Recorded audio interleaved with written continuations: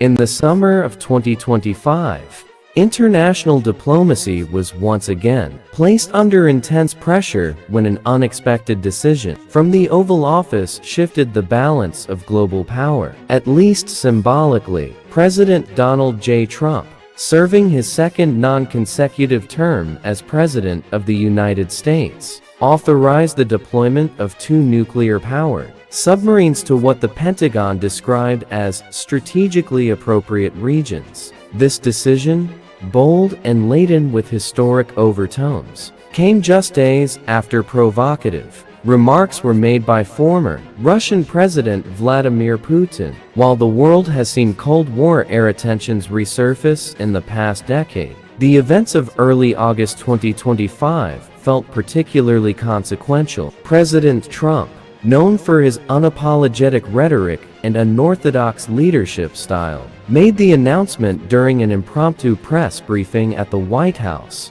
stating that America's nuclear force remains the most capable and least detectable deterrent on Earth. Observers immediately drew comparisons to several flashpoints from 20th century geopolitics. The move echoed moments from the Cuban Missile Crisis of 1962, the Strategic Defense Initiative debates of the 1980s, and even the subtle power signaling during the US-Soviet arms race. Yet this moment was distinct. It was happening in a world already saturated with digital surveillance, cyber warfare, artificial intelligence, and multipolar uncertainties. The submarines in question, Ohio-class vessels capable of launching Trident II ballistic missiles, are considered the crown jewels of America's second strike capability. They are nearly impossible to detect, operating deep beneath the oceans and remaining silently poised to retaliate should the U.S. homeland ever come under nuclear threat. These submarines, shrouded in secrecy and bound by protocols known only to a select few in the military chain of command, now serve as symbols of America's silent readiness. Trump's deployment was not simply about hardware, it was a geopolitical message, one that analysts interpreted as a direct warning to Russia and its lingering influence in Eastern Europe,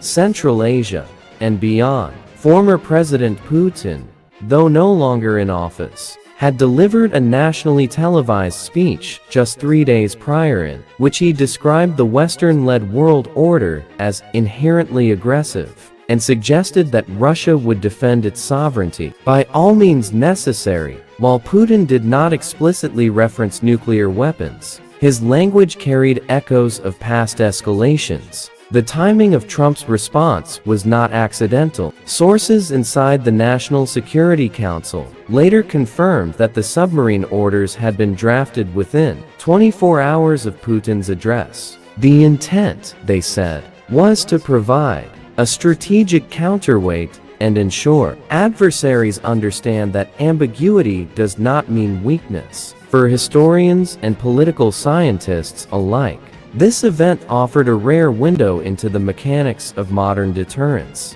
Unlike the overt brinkmanship of the Cold War, where missile counts and silo locations were often publicly debated, the 21st century's balance of power is often concealed beneath waves, code, and shifting alliances. Submarines like the ones deployed in August 2025 represent the culmination of decades of investment in stealth, survivability, and assured retaliation. Yet the broader implications extend beyond military technology. Trump's decision also fed into domestic and international debates about executive power, transparency, and the role of nuclear weapons in today's world. Critics in Congress, particularly those on the Armed Services and Foreign Affairs committees, expressed concern over the unilateral nature of the move. While the president does have the authority to reposition military assets, the rapid and public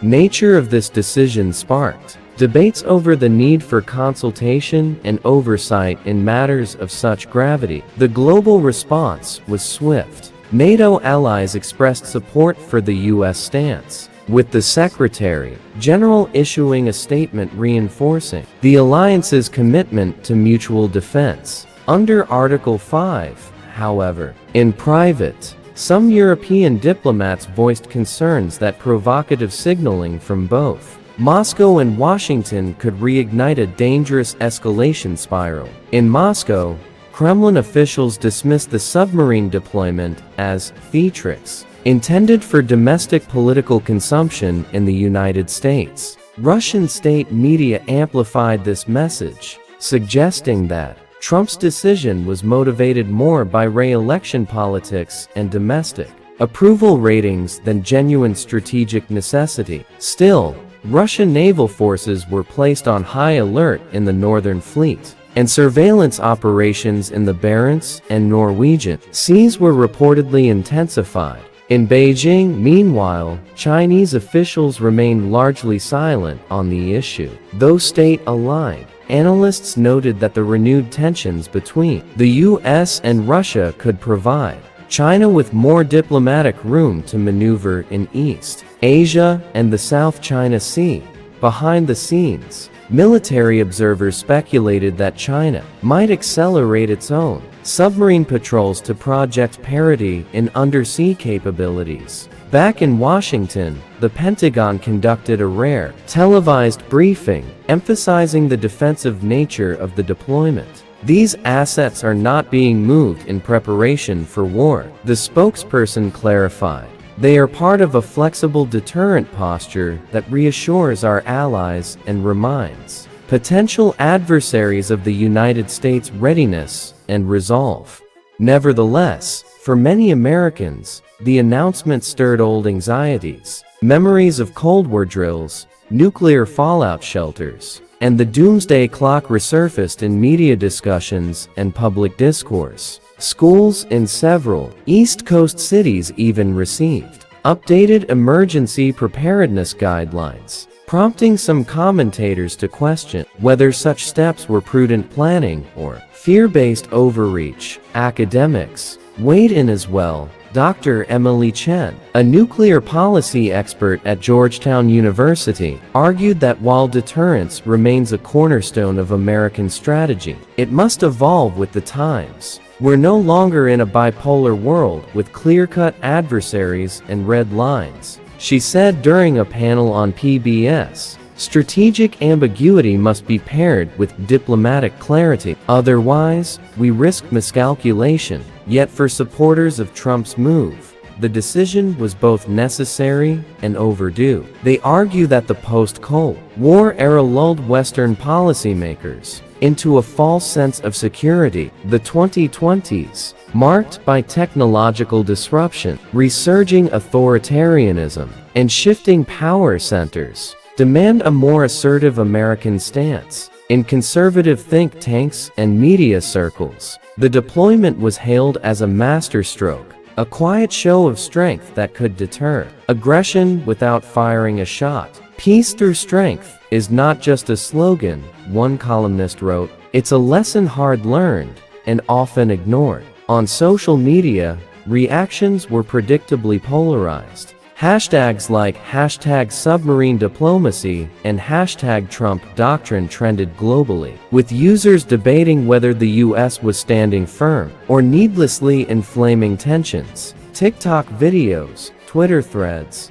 and YouTube breakdowns flooded timelines, each offering their own spin on the unfolding situation. Interestingly, a number of younger activists, many too young to remember the Cold War, began organizing online teach-ins and awareness campaigns about nuclear deterrence, arms control treaties, and the history of superpower rivalries. For them, the issue was not just geopolitical, but existential. Meanwhile, intelligence reports suggested that rogue states and non-state actors were closely monitoring the situation, hoping to gauge shifts in U.S. military posture and response thresholds. In policy circles, This raised alarms about the potential for unintended consequences, particularly if third parties interpreted US-Russia tensions as an opportunity to act elsewhere. The legacy of this decision and the message it sends remains to be seen. What is clear, however, is that the events of early August 2025 rekindled dormant fears, reignited long-standing debates, and reminded the world that the specter of nuclear confrontation has not vanished. It has merely evolved. As historians continue to document the unfolding geopolitical landscape of the 21st century, they will undoubtedly return to this moment. A moment when submarines moved silently beneath the oceans, carrying with them not only weapons, but the weight of history, diplomacy, and the delicate balance of peace. Because